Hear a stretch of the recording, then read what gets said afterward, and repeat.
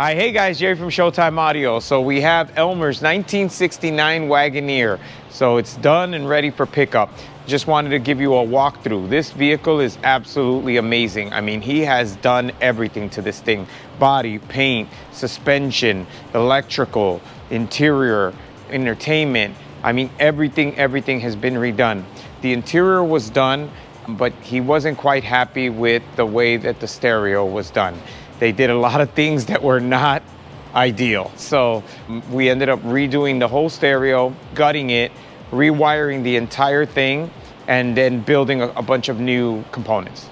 So we ended up redoing the side panels. Both of these are brand new, the one on that side and the one on this side. We ended up going with a Helix M1X and a Helix V18.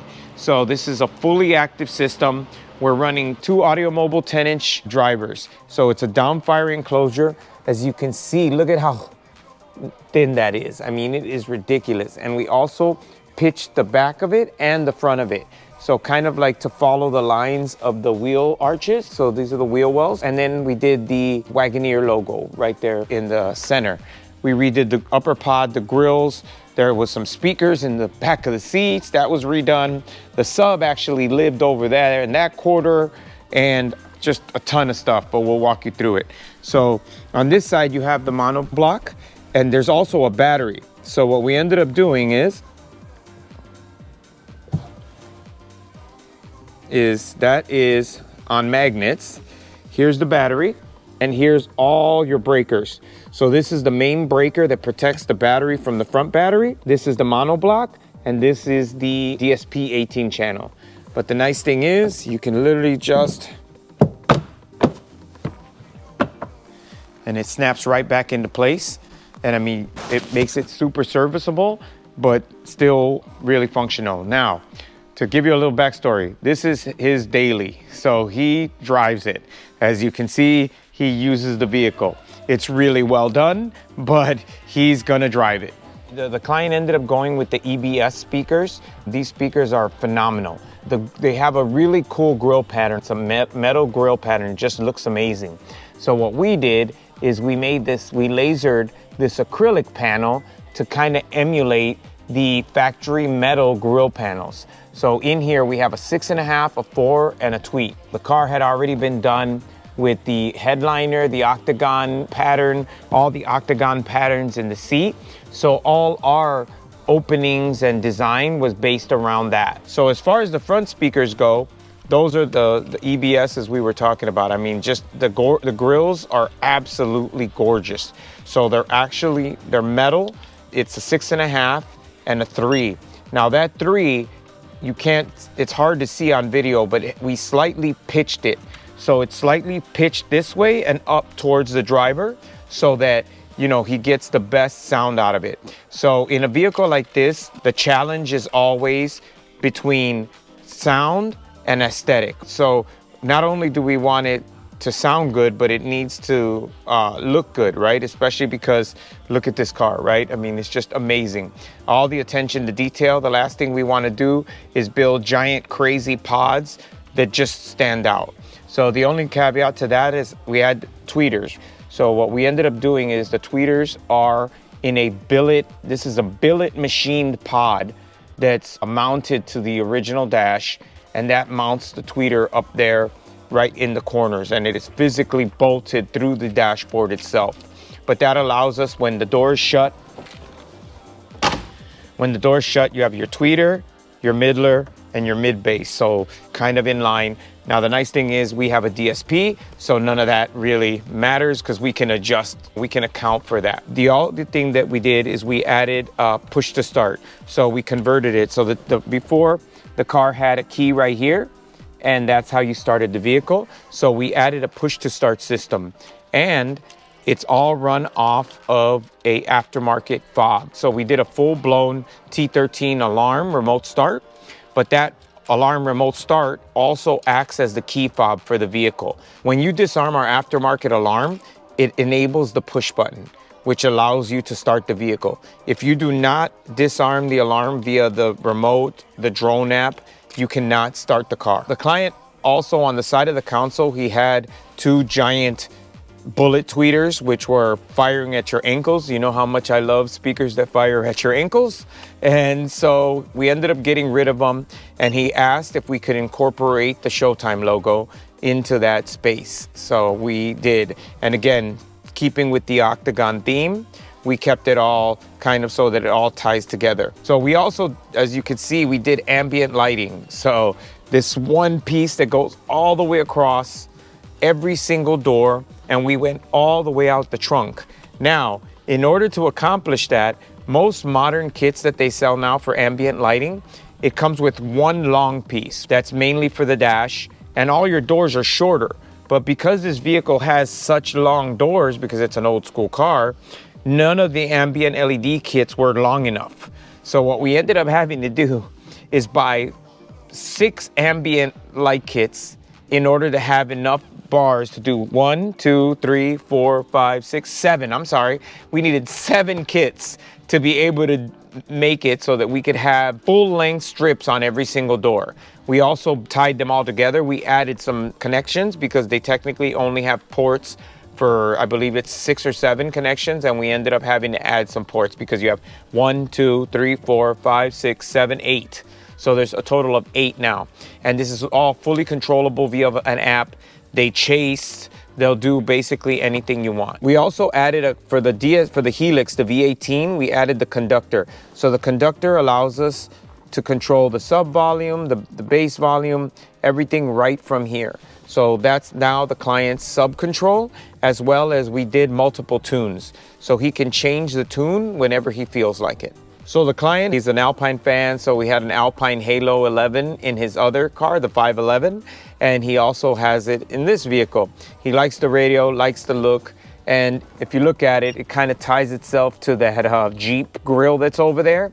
So, you know, it's sitting here, it's floating, it's nice, he can reach it, and it makes it so that it's still pretty functional, but it also allows them to add a backup camera.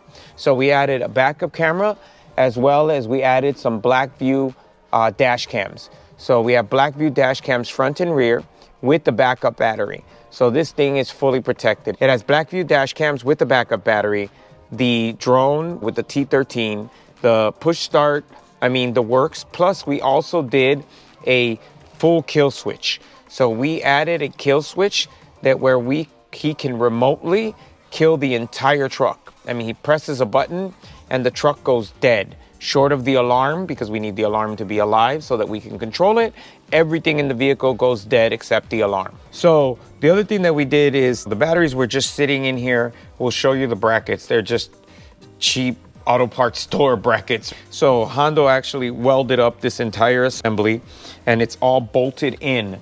Now, so here we have that's that giant isolator that allows us to kill the truck. We have an isolator for the rear battery. We have a disconnect for the rear battery. So we're able to disconnect the rear battery for whatever reason.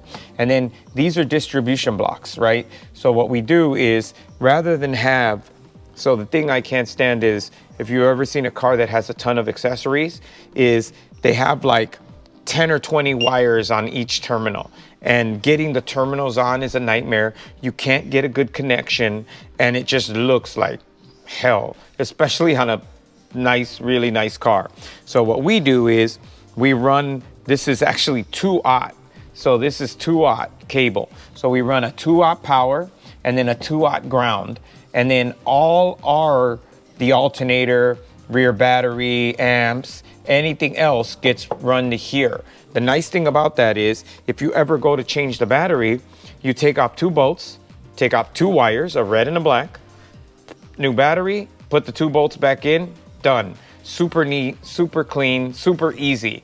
Trust me, mechanics, the client, a body shop, they will love you because every time we get a car and it's got like 600 terminals on there, it is just brutal. And again, you're not making a good connection because all the terminals are just stacked on each other and there's only so much compression you can get.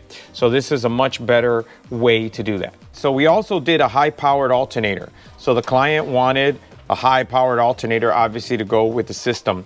But if you can see, all the wires have been upgraded. So we did the big 3, upgraded the power, the ground, the block ground, the body ground, everything has been upgraded. It's braided, dressed, and heat shrunk. This is the ground wire, which is directly off the case, and Hondo has bent the terminal. So he sat there, he heat shrunk it, everything, and he bent it. So rather than it sticking out like this and then going around, it's nice and, you know, uniform, and it just kind of flows with the car, and you don't have this crazy wire that's just sticking out the side of the alternator. Again, it's such a little thing, but aesthetically, it just makes all the difference in the world. So the other thing that we ended up doing is, so this car has full power windows all the way around. So these are, if you see that, yeah, they look like the old school crank windows, but they're full power. Now, the only drawback to these typically is that you can only control one window at a time. But with this kit that we added, if you tap it and then hold it, you can control the other side. We'll show you from the driver's position. So now the other thing that they had is these chrome moldings hide the mounting screws, and technically they were held on with magnets that did not work apparently. So they siliconed them in place. But now, as far as service goes, that's a pain, because now you have to like pry them off. It's just a nightmare. So what we ended up doing is we drill and tap the aluminum, and then we machined a keyway. So it's a round head that narrows to a slot. So now you basically push the trim in, slide it, and it locks into place. So now if you ever have to and they're strong, they're not coming off. You can slam the door, they're not coming off. If you ever need to service it, you just pull on one side and you can slide the whole thing over, and then the entire trim comes off. Again, and that's top and bottom, and there's 2 on every door. So we had to do every single door. So it was a pain, but it makes it now more serviceable. So if the client needs to get in there, anybody needs to get in there, they can now service it easier. We also deadened the entire door. So we redid the deadener. We got rid of the vapor seal and made it all out of deadener. So that now acts as your vapor seal. The speaker, there wasn't a lot of sheet metal behind here. So only part of it. So Hondo made a composite adapter that bolts into place, which fills the space in, and then creates a solid, I'm pushing on that. I can't move it, right? Because normally that's just a piece of cardboard, and you're mounting this really high-end speaker to a piece of flimsy cardboard that's gonna do this. With the composite, it is now bolted to the composite as well as to the sheet metal. It isn't going anywhere. And then we also have the middler, and it's hard to see, but we built this ring, and we tried to keep it as small as possible. And what it does is it shifts the driver this way and slightly up towards the driver, right? If you can see, it's got this like pitch to it. And so that allows us to kind of aim the driver, but we didn't want to do any crazy pod because the car is in essence basically flat. And you don't want to do anything that's going to make it look out of place by adding a crazy pod or something like that, or some giant shape. This way it's nice and neat. And you can see we added the ambient, and it's just, such a subtle touch, but it just makes all the difference in the world. So we get a ton of questions. Why do we downfire, right? All the time. It's like, well, does that work? Does that really sound good? How the hell can that work, right? And I will tell you that it absolutely works, especially in a larger cabin vehicle. You're loading off the floor. So basically what it is the woofer is loading off of the floor and creating more bass. In a lot of home theater systems, like in your house, in high-end home theaters, they load off the floor or they load off of a corner. So in essence, they may have like a coffee table, and the woofer is on the bottom of the coffee table firing at the floor. Or they'll have one in the corner and the woofer's firing into the corner. It's called loading, and you just get more bass out of it. And it really works well. Visit our website at showtimeaudiochicago.com.